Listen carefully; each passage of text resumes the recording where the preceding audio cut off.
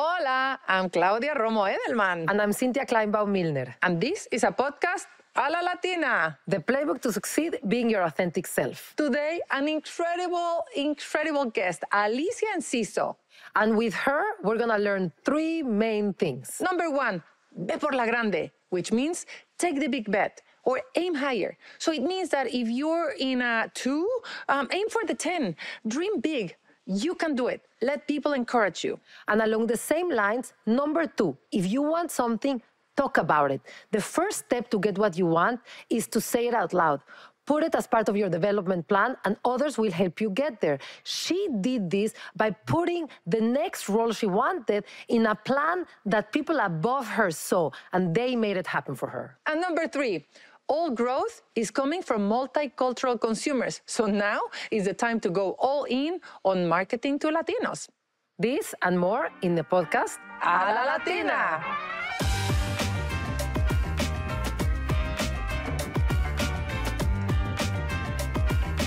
Hola, welcome to our new episode of the podcast A la Latina. The playbook to succeed being your authentic self. Today, an incredible guest, Alicia Enciso. Alicia, besides being my mentor, she is a former CMO at Nestle USA. She's an independent board director of Bacardi Limited and the Children's Place, co-chair board directors of the ANA AIM, and executive board member of the ANA. Welcome. Gracias. Muchas gracias. It's such a pleasure to have you. You're the true legend. What a trailblazer. No, again, thank you so much for having me. I am so grateful to be part of your project. I am so proud that you are finally doing it together, and just excited to have this conversation. But before we start, let me just get this straight. So pretty much she is your mentor, you're the mentee, and you discussed this project before it took place. Yeah, I mean, I met her.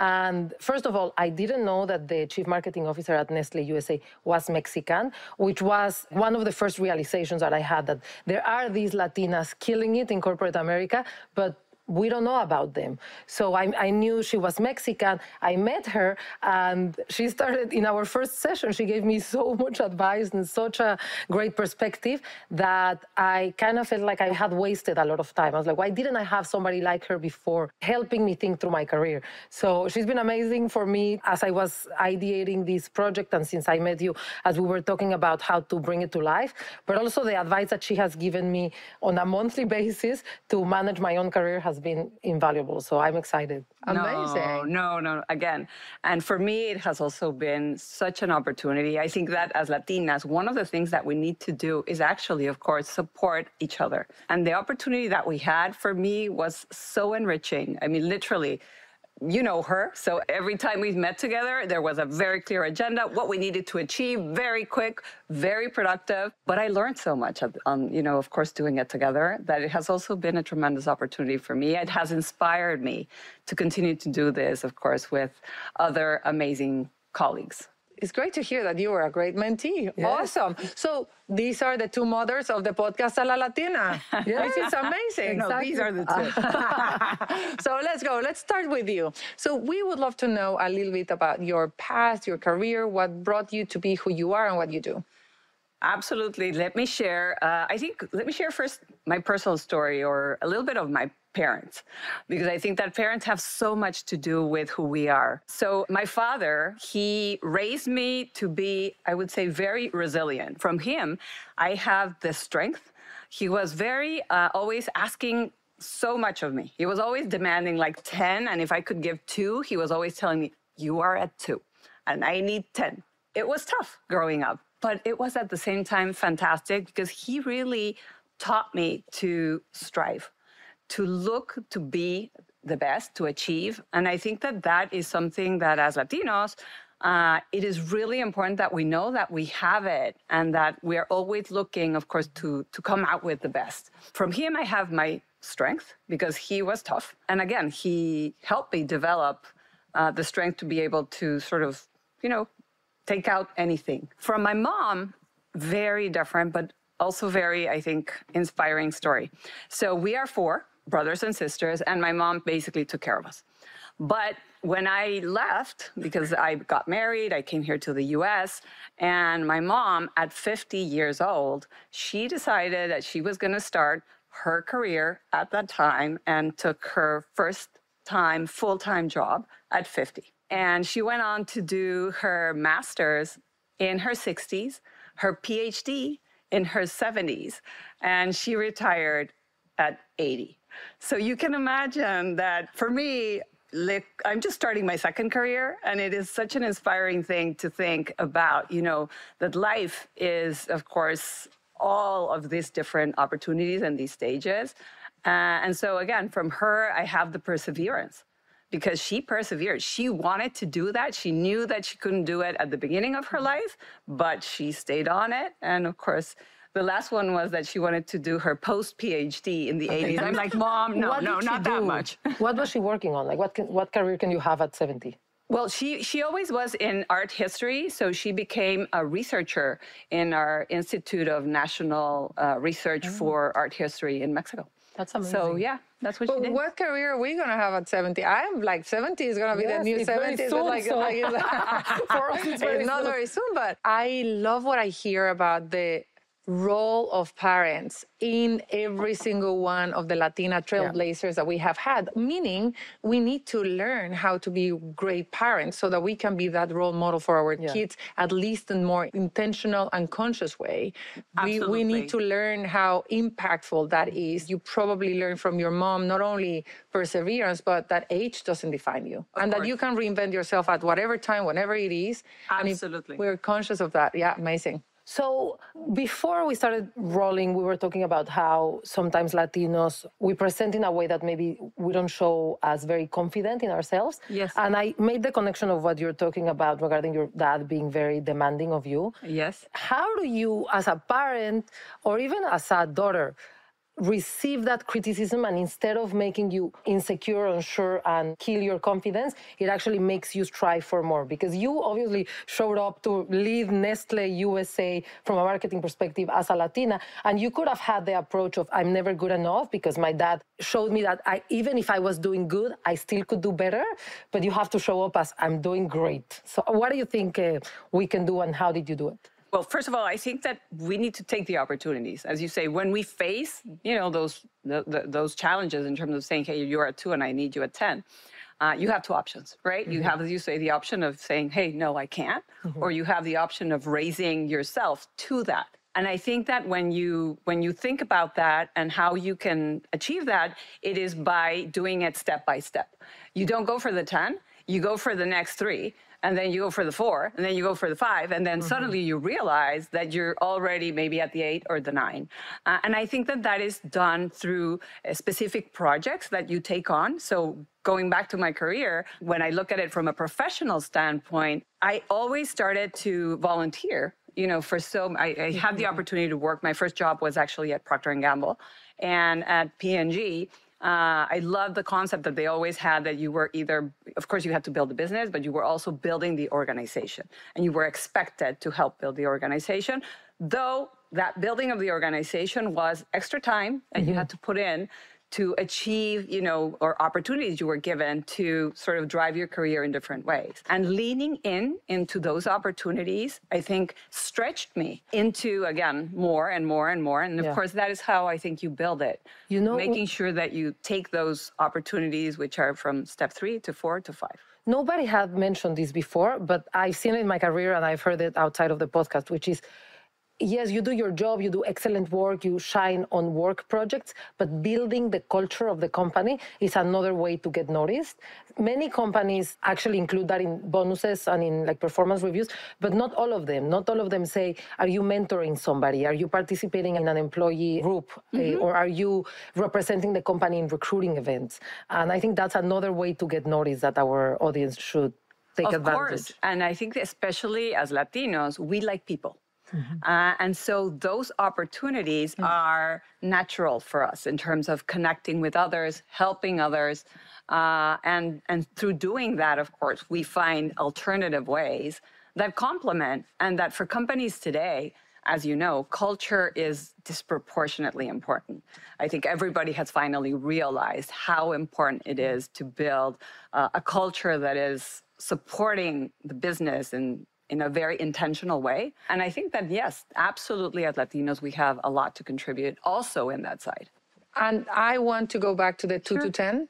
Yeah. That's something that literally just hit me. We all get our drive from the 2 to 10. Latinos in general, we don't have people telling us you can get to 10. Yeah. We actually, through media, through the expectations of people, you're 2 and be grateful if you get there. And they cut our wings on our dreams short, and no one is saying you're 2 and you can go to 10. And we need that, particularly when you have tough circumstances. In your case, it was your dad. In our cases, might be the wars that we're having at home, or, like the entire ecosystem through the challenges that Latinos have to go through. We know tough. Mm-hmm. The problem is not strength. Mm-hmm. The problem is the sight of the 10. We need mentors and allies and sponsors to tell us, I expect 10 because you can do it. Yes, absolutely. Alicia, let's talk about certain moments in your career. Sure. I'm aware that you at some point took an entrepreneurial detour and then came back to corporate. So I'd love for the audience to learn what were the key moments in your career, the key decisions that made you who you are. Sure. I think about my career as a rock wall. So in terms of, if you think about a rock wall, right, it goes, sometimes you're going up, but sometimes you're, as you say, you're stretching to the right, sometimes you're stretching to the left. And I did do that. So I started. And locally it doesn't choom, choom, choom. Hopefully. So maybe you take a step and then you're like, oh, it was a risky one. You got to go up again. But anyway, I started my career at P&G, did 10 years with Procter & Gamble. Again, amazing company. At the same time, though, when the first internet, I call it the first internet go-go years, but the first internet massive expansion happened, I had the opportunity to join a small company in the media trading space. And I decided to take the opportunity. It was a huge bet because, again, I had a great career at P&G, a company I loved. But I was talking to the co-founder, and he told me, look, you have to make a decision when you are 90 years old. What do you want to go back and say? You stayed in your corporate career, or you left and had the opportunity to, of course, to be part of what is being created. And of course, I took it. I was very lucky because we were able to grow the company. Then we sold the company still, within what happened in the internet hype. And it was just an amazing opportunity. And of course, now I'm not 90, but I do see it back and say, absolutely, it was the right decision. After that, I had the opportunity to lead a consulting marketing firm in Mexico, a US-based marketing firm, but I had the opportunity to lead the Mexico City office. And so, as you say, that was another step sort of outside traditional corporate life. It gave me, again, what I really like about those opportunities and what I think is important to take them is because they stretch you in very different ways. The challenges that you face develop you in very different ways than in just the corporate path. And I did that for another 3 years. And after that, that's where Nestle found me. And so Nestle found me when I was leading that consulting company, and they offered me the chief marketing officer job for Mexico. And I decided, of course, to take it. And so then I went back to corporate life and continued my corporate life. Yeah, I feel like so many of us, or maybe this is just a therapy session for me, but I feel like many times I think if I go in one path, is that gonna prevent me from going back to the corporate path? If I go to a small company, can I not go to a big company? If you go to consulting, I think a lot of us think like, I don't want to take a risk because that's gonna limit my potential to come back if I want. And as you're saying, it makes you stretch your thinking. It's almost like your brain. It makes different connections in your brain that then you come back and you're a better corporate employee if that's where you want to go. And I believe totally in what you just said. I truly believe also having, of course, worked in different parts of the world, which is also a very important opportunity, especially in today's global world, is extremely important because of what you say. I always believe that, once your brain has stretched, there is no way it will shrink back, right? So it is extremely important to give yourself those opportunities. At the beginning, of course, you see them daunting. You're like, and especially when you're happy, when you're in a job that you really like with a company that is amazing, how are you going to step out from there? But it is extremely important because it stretches you. You were in Mexico leading Nestle marketing for Mexico, and then you came to corporate America. How much did you have to adjust, adapt, that shift? Oh, very much, very much. It was another huge stretch, an amazing opportunity. I still remember when I was, given the opportunity, and I literally had to go to the office, and they told me, hey, this is, they're asking for you in the US. And I was like, yes. I did not even, blink. And they were like, well, do you want? No, yes, it's done. And of course, I didn't know what the size of the challenge was going to be until I came here. I had the opportunity to actually create our Center for Marketing Excellence, so our centralized capabilities for marketing for Nestle USA. Amazing. And it was big. It was daunting. I had probably 6 or 7 presidents of all of the different divisions with whom I needed to organize the resources, define the capabilities, build them up. So yes, it was very big, Claudia. At the same time, though, again, I have always believed that those opportunities are the ones that stretch you. Every time you take one of those, you grow. You just grow, and you don't realize that you grow so much more because of having taken them until, of course, you look back. But how on earth did they say, we want her? Because I worked at Nestle, so correct me if I'm wrong, but they never look at Mexico and say, we're going to take somebody from Mexico for this big role. It's like, you're either Swiss. It's a company that's based in Switzerland. The US, it's the biggest market, and they get to do things a little bit different. But I can't imagine they're looking at Mexico or any other market and thinking, they're doing things great, we're going to bring them. It's more like, we're doing things great, we're going to tell them how to do it. So the fact that they noticed you and they said, we want Alicia here, it's a pretty big deal. How did you do that? I think there's 2 parts of that story. One is the role of mentors or sponsors. I had an amazing, mentor and sponsor who was the CEO of the Mexican operation. And he was always looking for, well, again, for all of us, for all of his people, but he was always looking for what's going to be your next job. And so he would always come back to me and tell me, okay, what do you want to do next? And I think that as a good Latina, sometimes I was like, no, I'm happy. This is fantastic. I love my job. Just let me do my job great. He was like, no. Particularly if he was your boss. It's almost like saying, I don't want to work with you anymore, right? Like, So anyway, one day we came to the US. They always did this annual marketing summit. And we were sitting in the summit. And the person that was, of course, the marketing head was there. And he told me, and would you like that job? And I'm like, of course, who wouldn't want that job? But I said the same thing. How do you ever think that a Mexican is going to have that job? And he said, well, let's put this, remember we had the development plans. Well, let's put this in your development plan. You want it? Okay, we're going to put it. And so it stayed. And so eventually, when a new CEO came to the US, he was looking for talent. And they had, in my development plan that I had signed up for that. And of course, I was doing a good job in Mexico. And that's how it came together. So you actually have to say that you want it. You absolutely have to say that you want it. Take note, Latina. Say that you want it. That's the first step, no? For it to happen. Absolutely. So being a Mexican in corporate America, in a Swiss corporation, but multinational, and then when you move from Mexico to the US, you're a Latina, all of a sudden, right? Like you transform and you're part of a bigger community that has a perception and that has stereotypes. Did you have to dial down? How has been your Latinidad, a pro or a con in your career? What areas did you have to hide them at some point, bring them at some point? How has it been of benefit? I think that, again, accent is one, especially maybe 2 or 3 years once we had moved to the US, my kids started telling me, Mom, you have this huge accent.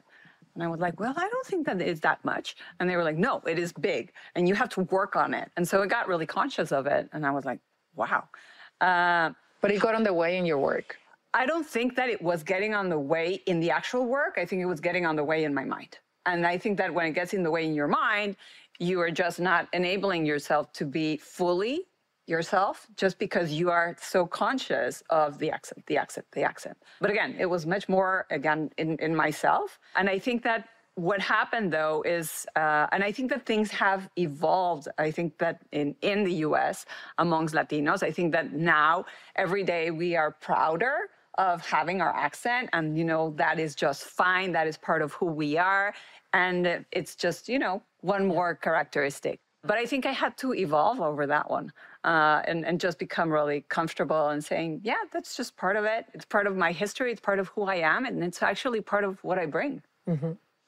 I'm going to ask the uncomfortable question, but, like in a way, all the time I've heard that Latinos don't come in one form and one shape. We're not monolithic at all. But when you're a Latina, blonde and blue eyes, people might not think that you're a Latina. And, yes. And people might not want to see you a Latina. How has that, play a role in a way that you have to, demystify, I am a Latina? And a lot of people will tell me, well, you don't look Latina. How can you be Latina? As if it's a compliment, no? Exactly. Well, I don't know if it's a compliment or not, but it's like, hey, you don't fit the mold. Yeah. And I, of course, need to just clarify and say, as you say, we come in all, sizes and shapes, and I am a Latina, and I'm very proud. And it's I've been 3 generations Latina out of Mexico. So absolutely. I think it is also an opportunity for everybody to understand that in a world today in which we are, collaborating across so many different races, genders, everything, that we need to really take out those stereotypes in the conversation. But yes, it is definitely one that comes up that people say, what do you mean you're a Latina? You don't look like one.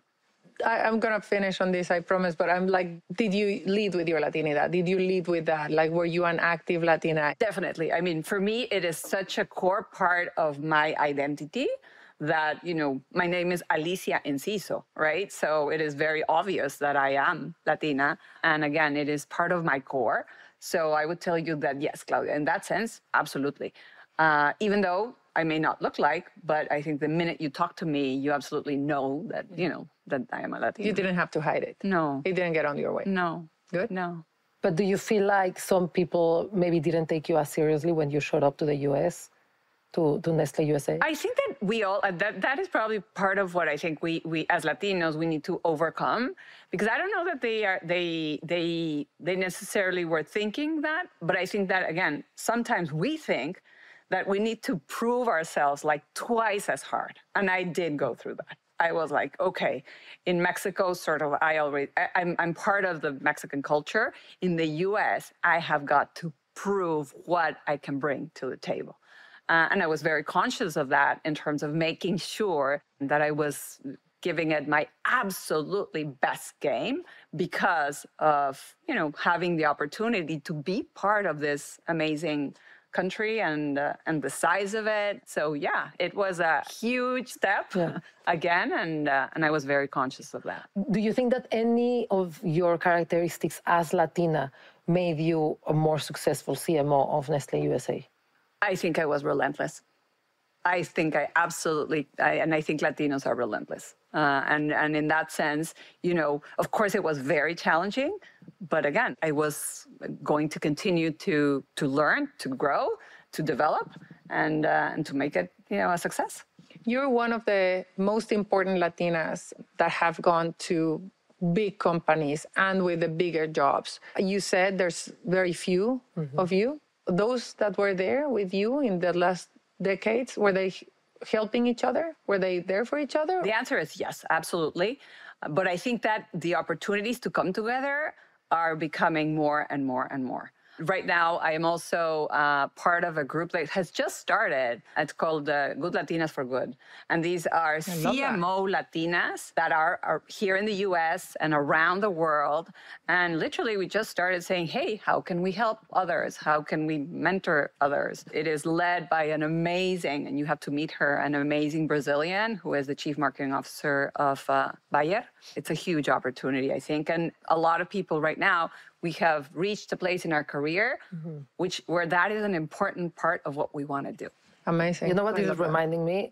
The audience doesn't know, but this podcast had 1,700 names before we decided on a La Latina. And one of the names at some point was Lifting as We Climb. So it was this idea of like the CMOs or the C-level Latinas still climbing and getting at the top of the ladder, but not forgetting that they can also lift the ones behind them. We didn't call it that. A La Latina is so much better, but that was one of the names. We take a lot of effort here at the podcast to understand what values we have that should be better understood. Okay. And we call that flipping the script from stereotypes to assets. We were talking before about some of the flip the scripts that you think that we could be doing, and particularly seeing it through your marketing eyes. What would be some of those?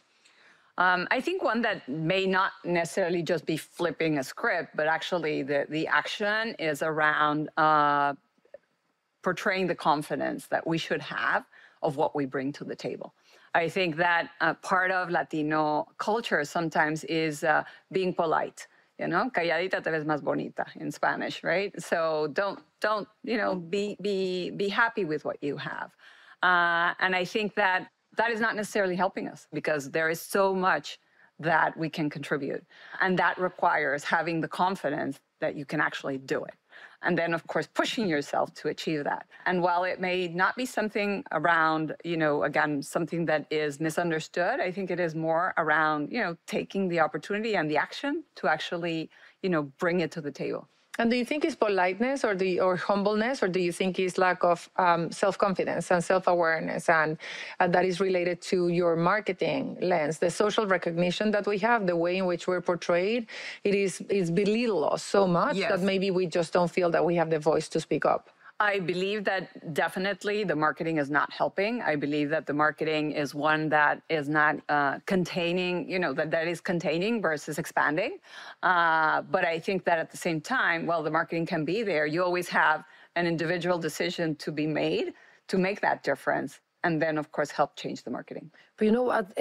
As I'm listening to you, I'm thinking, if anybody in the audience has a Latino, Latina employee and they feel like they're not participating, they shouldn't take their silence or their politeness as they don't have a point of view. They should understand that sometimes we need to be asked to participate. And this is not only Latinos, by the way. Like if you read the research from Erin Meyer on culture mapping, there's a lot of cultures, a lot of people in Asia, exactly, and also a little bit in Latin America where we are not very comfortable raising our hand. Like we actually wait, we have a point of view, and we wait for the person that is leading the conversation to say, what do you think, Alicia? And it doesn't mean that Alicia doesn't have something to say. It means that we were trained to wait for our turn to speak.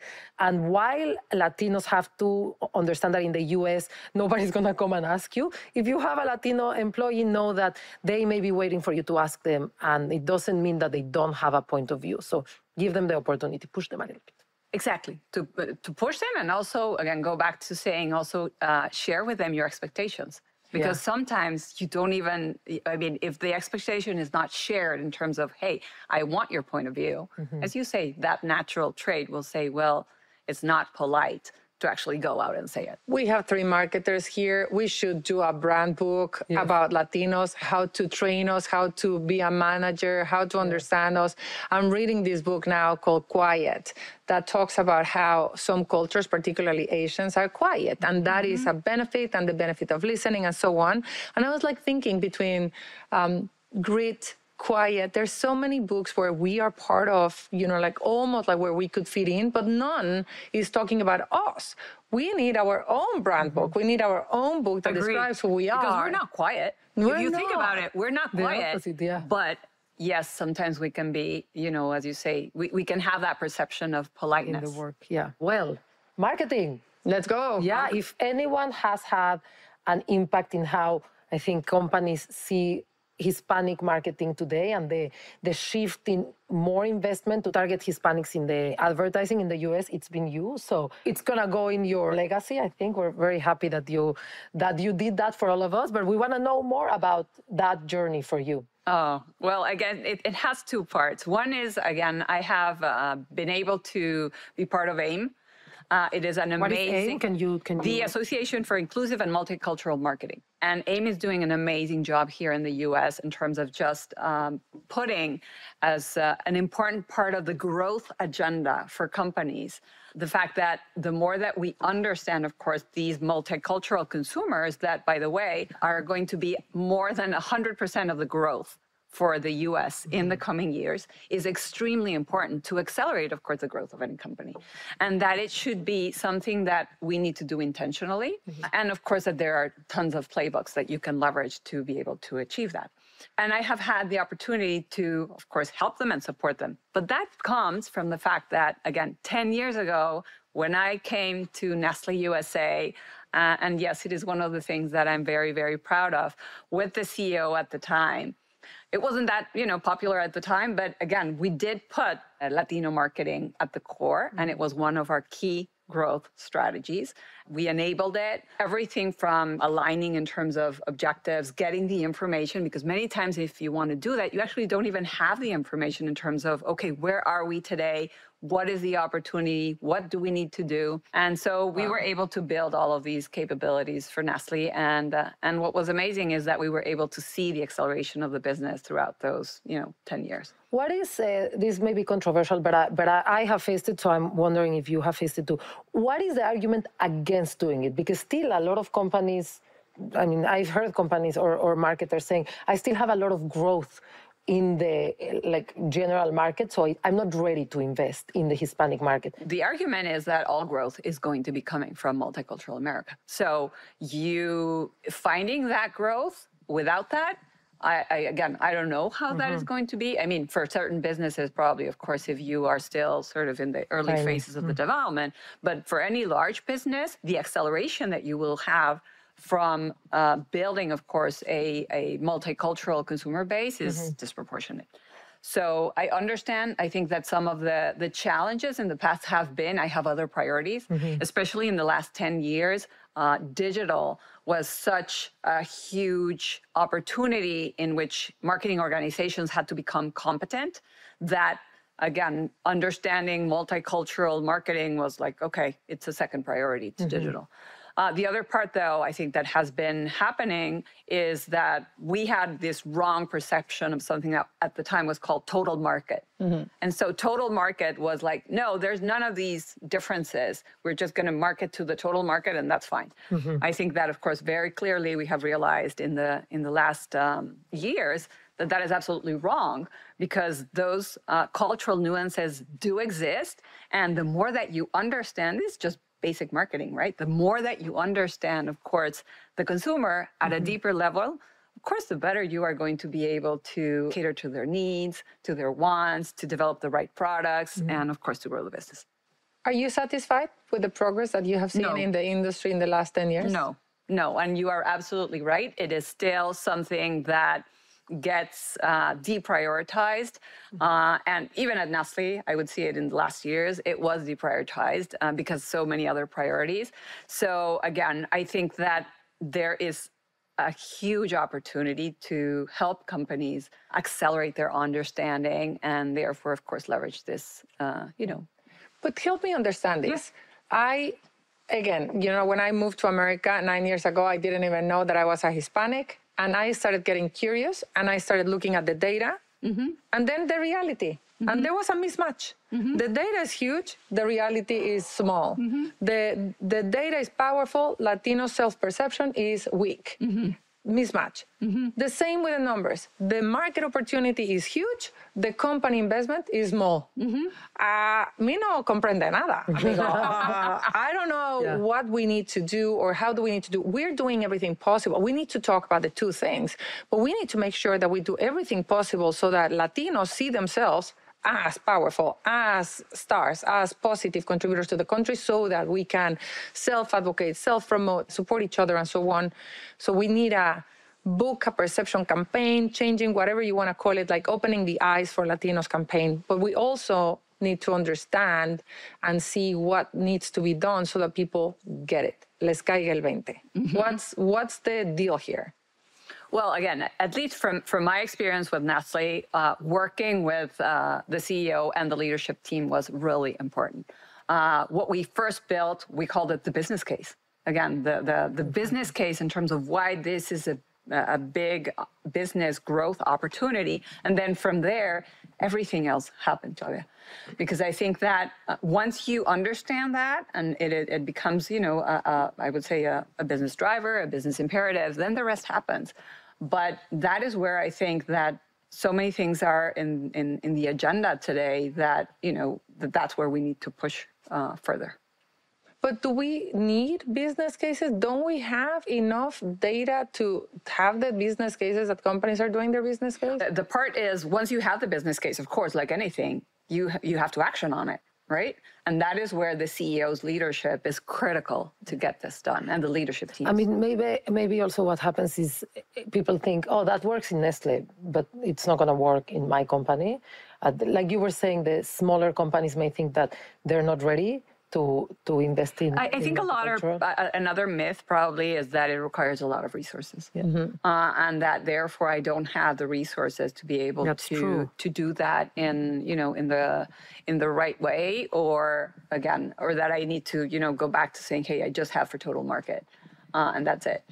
I think that in the coming years we will see much more, just because of the fact that all growth will be coming from that. Yeah, and the technology has been allowing us to do more multicultural marketing without having to spend. If we had to do a TV ad for Hispanics, I mean, that's too expensive. Of course. I think that digital media today enables you to, again, geo-target in so many ways that it is facilitating all of that So I quantity and quality, right? I am about to launch this research, the World Human Foundation, not me, but the World Human Foundation is about to launch a research with Paramount that is an industry report about how we're doing with diversity, equity, and inclusion overall. And the data point that blows my mind is that Latinos have decreased in their appearance in advertisement. So while other communities have increased, maybe not dramatically, Latinos are the only one that have decreased to a 4-point drop. So we're 20% of the population almost, and we decreased to 5% of our presence in advertisements. That's a quantitative issue that I don't really understand, given that we're the youngest, the largest population, economic power, all these data points that are building the case, and I still see less Latinos in front of the camera, behind the camera. But there's also the quality of when we are presented. Do you think we're presented as what we are? No. Again, I do think that there is opportunity in both. In terms of, and I think that the second one is probably equally challenging, because I think that the way that we're being portrayed is not necessarily, it is very stereotypical. And that stereotypical does not help the brand or the marketing. And I believe that Latinos are so much more than what is currently being portrayed. Just addressing exactly what you were talking about, I don't think I've told you about this one. At some point, I was working in a small digital company that had a website in English that was very successful and a website in Spanish that wasn't successful at all. So they brought me in to see if I could do something to get people to use their website. The website is called ZocDoc, and it was like the open table of doctor's appointments, and it was a unicorn back then. It was growing very fast, and they wanted to understand why Latinos weren't using it. And we moved the button that said ZocDoc in Espanol from the bottom of the page to the top of the website. And you can measure conversion on a website. Of course. And the conversion on the website increased by more than 2 points. But the website in Spanish did not increase its utilization.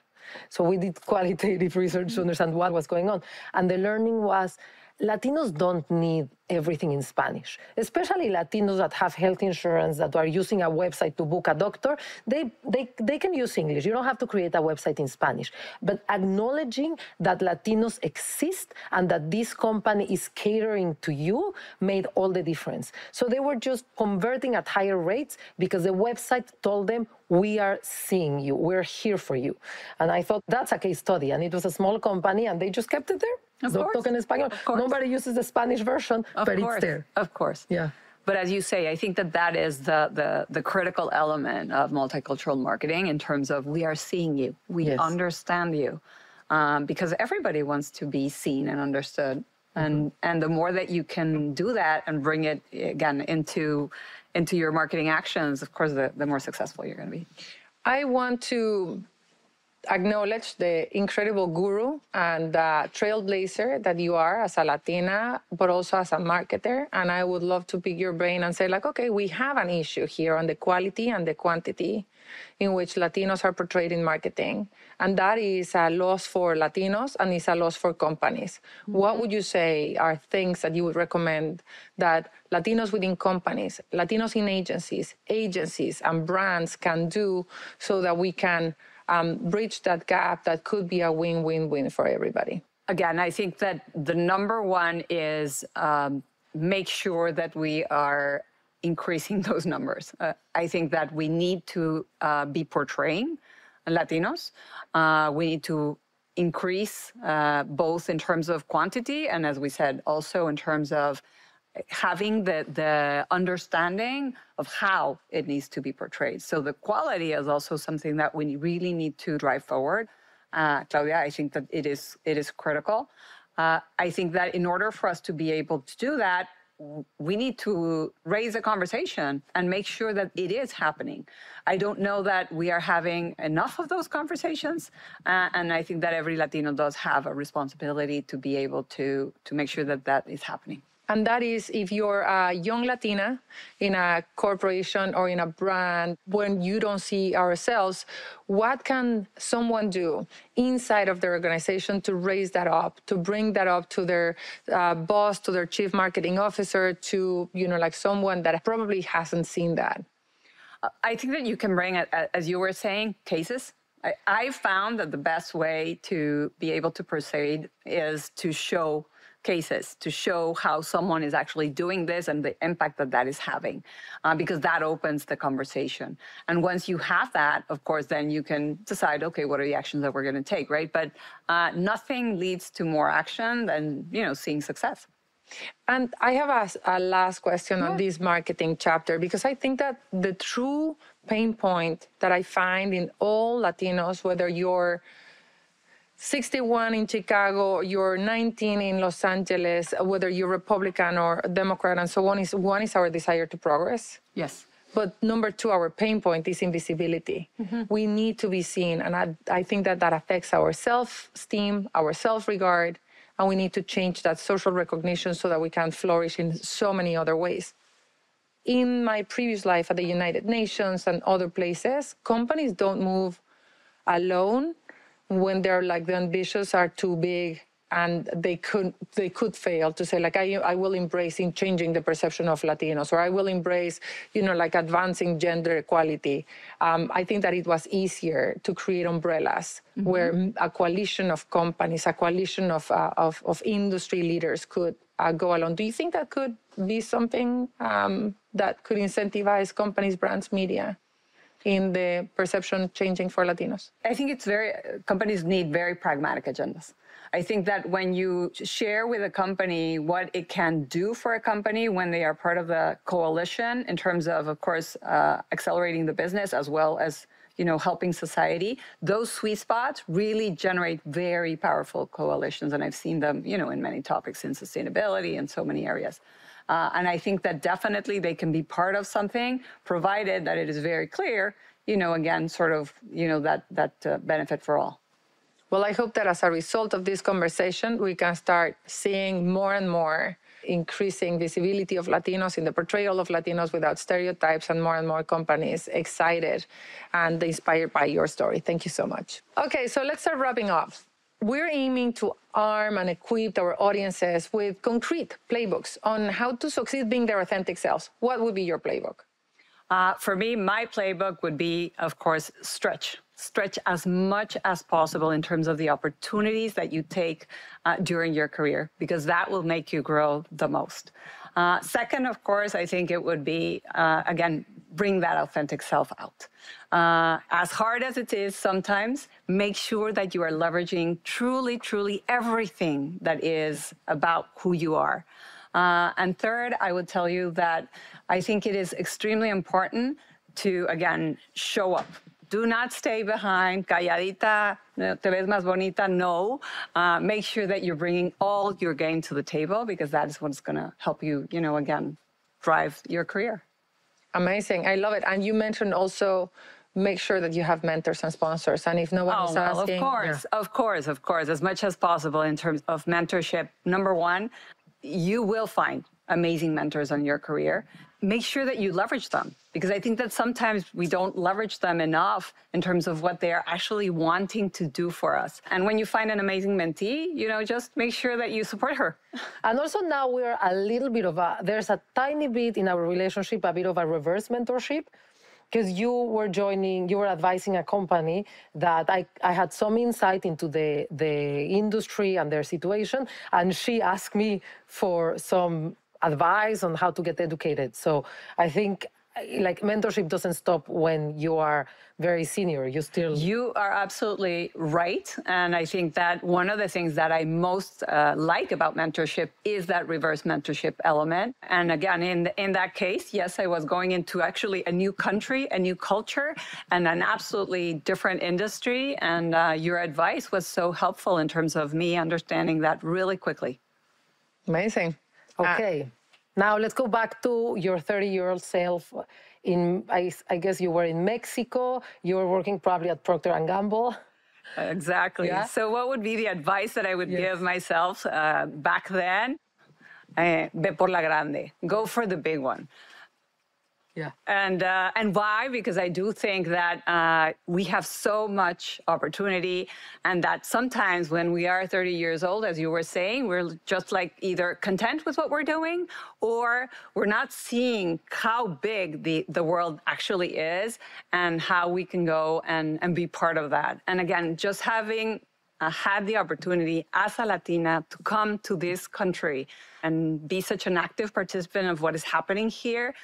Back when I was 30 years old, literally, I could have never imagined it. I love it, but your dad did see it when he said, go for the 10. Absolutely. Yes. He saw it, and then, again, my bosses saw it. My bosses were the ones to say, absolutely, just go do it. And that has been amazing. Ve por la grande. Ve por la grande. Go for the 10. Alicia Enciso, it's been wonderful having you. Thank you, Alicia. So I want to acknowledge in public, on camera, that Alicia gave me so much strength to believe that this podcast could happen. We don't realize how much power we have with our words and with our just support for each other, because the fact that you saw me and you were like, you can do this, I'm going to help you, I believe in you.